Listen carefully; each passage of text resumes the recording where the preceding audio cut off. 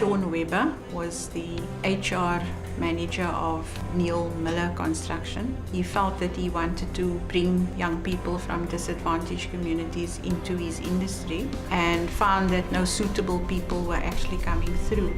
We were employing a huge amount of students, giving people access to experience in the industry directly from the technicons and that sort of thing. But what was happening was that there weren't too many black students coming through, and there weren't any female students coming through. And then he went about it by looking at the reasons, and obviously the reasons pointed at poor maths and science education, and felt that that's where he needed to start. So it was about getting skills, retaining skills. So we basically said, well, then the best way to do that, let's see if we can't kill two birds with one stone. And that was, let's start identifying students from previous disadvantaged areas. What was the reason they weren't studying anything in the built environment?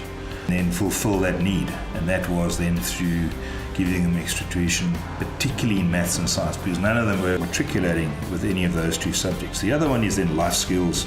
All he really had in mind was that there should be tutoring. He felt strongly about the life skills element, and that they should have a year of work experience after school. He got on board people from the education department to try to help him to formulate the idea.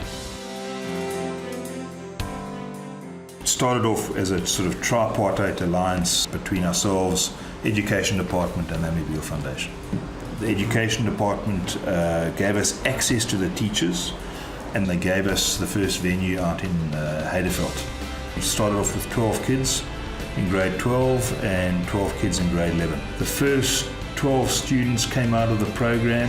I think all of them passed with maths and science, and the concept around joining the industry. So the other fundamental was guaranteeing them employment.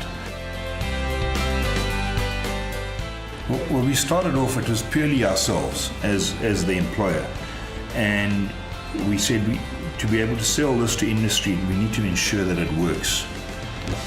So we started off with the first program, and then we continued with the second year to ensure that it's a full cycle from grade 11 through to grade 12 into the workplace. But with the industry clamping down and also NMC's brand being attached to the program, our competitors weren't particularly happy to take up a so-called NMC Goal for Gold student. So we had to then restructure the whole program from an NMC one into a non-profit, get then buy-in from the other contractors to be able to take up the employment process of it, and then also contribute towards the initial funding of the program. Then we got a couple of people that were starting to use the students because they could see the benefit of it. And the two companies that played a big role in that was Horn Ingalls and Power Construction, and then obviously everybody else came on board. A lot of the subcontractors were assisting in employing students because effectively you're getting a skilled,